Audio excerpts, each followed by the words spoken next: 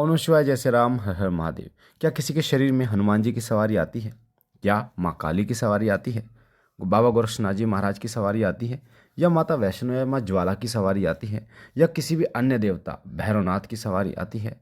तो आज की वीडियो में मैं आपको बताऊंगा क्या है सवारी का सच। क्या सच में किसी को सवारी आती है या नहीं आती है? क्या सच में माता काली आती है? और आती है तो कैसे आती है, और नहीं आती है तो क्यों नहीं आती है? प्रैक्टिकल एग्जाम्पल से बताऊंगा, तो वीडियो को ध्यान से समझना। और वो भी बताऊंगा कि कैसे लोग सवारी के चक्कर में अपने घर को बर्बाद कर कर बैठ जाते हैं। तो वीडियो को ध्यान से सुनना बारीकी से, ताकि एक एक चीज़ आपको बारीकी से समझ में आए। हर संडे दरबार लगता है श्री सिद्धपुर श्री शुक्तिधाम फरीदाबाद में, दरबार लगता है हर संडे।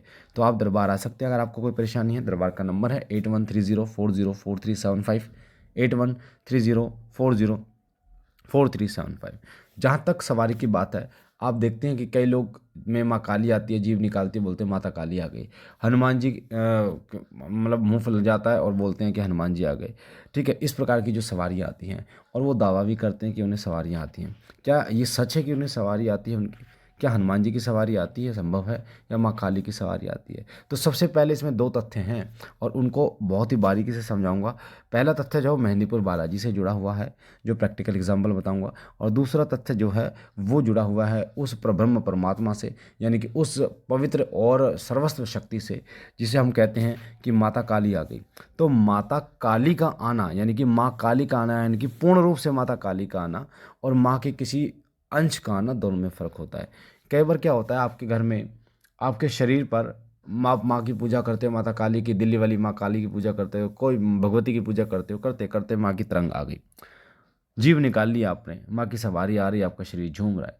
तो घर वाले समझने लगते हैं कि ये मतलब काली आ गई है, माता काली। मतलब माता काली का समझ रहे हो मतलब क्या होता है? मतलब पूर्ण रूप से वही माँ काली, वही माँ काली जिन्होंने चंडमुंड का नाश किया, वही माँ काली जिन्होंने रक्त बीज का नाश किया, वही माँ काली आ गई है। ठीक है, तो माँ काली के स्वरूप को वो समझ नहीं पाते, और वो माँ काली उसको समझ लेते हैं। जबकि वो सच्चाई क्या होती है? सच्चाई ये होती है कि माँ काली का एक बहुत ही नाखून के बराबर एक अंश आता है। ठीक है, और वही अंश जो है वो खेलना शुरू कर देता है, वही अंश जो है वो शरीर पर सवारी लेना शुरू कर देता है। उसी प्रकार से उसे आप समझ लेते हो कि पूर्णतः माता आ गई है। पूर्णता का मतलब ये होता है कि माँ आ गई है, माँ को सर्वस्व ज्ञान है, माँ अंतर्यामी है, माँ कुछ क्या नहीं कर सकती। और फिर लोग ऐसे ऐसे प्रश्न करते हैं, अगर माँ आती है तो शेर पे बैठ के दिखा, है ना, माँ आती है तो शेर पे बैठ के दिखा। जबकि सच्चाई ये है कि वो माँ नहीं होती हैं, पूर्णता पे माँ नहीं होती हैं। वो भगवती नहीं होती है जिन्होंने चंडमुंड का नाश किया, वो भगवती नहीं होती है जिन्होंने रक्त बीज का नाश किया। ठीक है, वो भगवती नहीं होती है जिन्होंने महिषासुर का नाश किया। वो मात्र एक नाखून से भी हल्का, मतलब कितना करोड़वा भागा वो आता है। तो अब घर वाले ये गलती करते हैं कि वो कहते हैं माता काली आ गई। अब वो पूछना शुरू कर देते हैं, माता ये बता, माता ये बता, क्योंकि घर की मुर्गी दाल बराबर। तो वो पूछना शुरू कर देते हैं अपने घर के बारे में, अपने काम धंधे के बारे में। अब जब वचन झूठे होते हैं, जब बातें असत्य निकलती हैं, तो फिर उनको ये संदेह होना शुरू हो जाता है कि ये माता काली नहीं है। फिर वो जगह जगह चौकियों पर भटकना शुरू कर देते हैं, और ऐसे ही लोगों पर फिर जो पॉजिटिव शक्ति तरंग थी उसको कई भगत लोग जो है वो रख लेते हैं, गलत मार्गदर्शन करते हैं। फिर आप जगह जगह भटकते रहते हैं, जो आपके पास था वो भी आप खो बैठते हैं। तो एक पहलू तो ये है जो मैंने आपको बताया। आपको इस चीज़ को समझना होगा, आपको इस चीज़ को समझना होगा पूर्ण रूप से कि माँ काली का आना और माँ के अंश का आना दोनों अलग अलग चीज़ होती हैं। ठीक है, अब हम बात करते हैं दूसरा मेहंदीपुर के। मैंने आपको बताया मेहंदीपुर के बारे में। देखो, सबसे पहले किसी के अंदर माता नहीं आती, माता काली नहीं आती, हनुमान जी नहीं आते, माँ वैष्णो नहीं आती, भैरव बाबा नहीं आते। अब इसका मैं लाइव एग्जांपल आपको दे रहा हूँ, और इसको समझना, इसको रिलेट करके देखना। ठीक है, इसको रिलेट करके देखना, ताकि आपको इस बात का मतलब पूर्णतः प्रमाण मिल जाए कि हाँ ये बात कितनी सत्य है। आप मेहंदीपुर जाते हैं, मेहंदीपुर जाइए बालाजी महाराज के दरबार में। वहाँ बहुत सारे लोग चौकी लगाते हैं, दरबार लगाते हैं। ठीक है, मेहंदीपुर बालाजी में। और बालाजी की इतनी कृपा है, श्री पेतरसकर भैरव बाबा वहाँ पर विराजमान है, इतनी कृपा है कि वहाँ पर नेगेटिविटियों का नाश होता है, तंत्र का नाश होता है। बालाजी महाराज अपनी शरण लेते हैं और अपने बच्चों पर कृपा करते हैं। तो जो लोग बालाजी महाराज की पूजा करते हैं और दरबार लगाते हैं उनके नाम के, जो लोग चौकी लगाते हैं उनके नाम से, तो उनके ऊपर भी सवारी आती है। बहुत से लोग हैं जिनके ऊपर सवारी आती है, पर वो हनुमान जी की तरह आती है उनको सवारी। वो मुंह फुला लेते हैं और हाँ मतलब हाथों को अपने छाती पर मारना शुरू कर देते हैं, जय श्री राम के नारे लगाने शुरू कर देते हैं। पर वो ये नहीं कहते कि ये हनुमान जी आ गए, वो ये नहीं कहते कि बालाजी आ गए।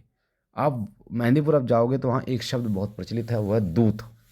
एक शब्द प्रचलित है बहुत ज़्यादा, वह है दूत का, कि बालाजी के दूत मिल गए, बालाजी के दूत इतने मिल गए, बालाजी के इतने दूत मिल गए हैं, ये दूत कार्य कर रहा है, ये दूत कितना पावरफुल है। ठीक है, इस प्रकार की क्या करने से दूत प्राप्त होंगे, क्या करने से दूत प्राप्त नहीं होंगे। तो वहाँ पर हनुमान जी नहीं कहते, वहाँ पर बालाजी नहीं कहते, वहाँ पर हम कहते हैं दूत की संज्ञा देते हैं, कि बालाजी महाराज के हज़ारों लाखों करोड़ों दूत जो है वो बालाजी, मेहंदीपुर बालाजी में कार्य करते हैं और भक्तों के साथ जाते हैं, भक्तों का कल्याण करते हैं। अब दूत कैसे बनते हैं, बालाजी के दूत भी होते हैं वहाँ पर, वीर भी होते हैं। दूत कैसे बनते हैं, वीर कैसे बनते हैं, इसके विषय में शिव साधना केंद्र पर पूर्ण जानकारी मैंने डाल रखी है, बहुत ही अच्छी तरीके से डाल रखी है। तो उस वीडियो को आप सुन लेना, ध्यान से आपको समझ में आ जाएगा कि दूत क्या होते हैं, वीर क्या होते हैं, कैसे ये बनते हैं। तो मेहंदीपुर बालाजी में आपको हनुमान जी की सवारी नहीं मिलेगी, मिलेगी किसकी, आपको मिलेगी दूत की सवारी। उनके दूत आते हैं, प्रेता सरकार जी के, प्रेता सरकार नहीं आते, दूत आते हैं। भैरव बाबा के दूत नहीं, वो सवारी नहीं आती, स्वयं नहीं आते, वो दूत आते हैं। पर जब हम अन्य मंदिरों में जाते हैं, अन्य चौकियों पर जाते हैं, दरबारों में जाते हैं, तो वहाँ पर एक चीज़ आपको सुनने को मिलती है, माता काली आ गई, हनुमान जी आ गए, ठीक है, या फिर भैरवनाथ आ गए।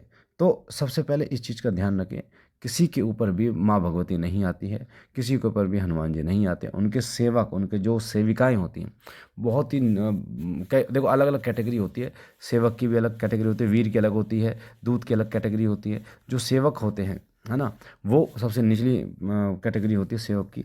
उसके ऊपर जो दूत की कैटेगरी आती है, उसके ऊपर वीर की कैटेगरी आती है, ठीक है। और फिर धीरे धीरे ये कैटेगरियाँ ऊपर बढ़ती चली जाती हैं।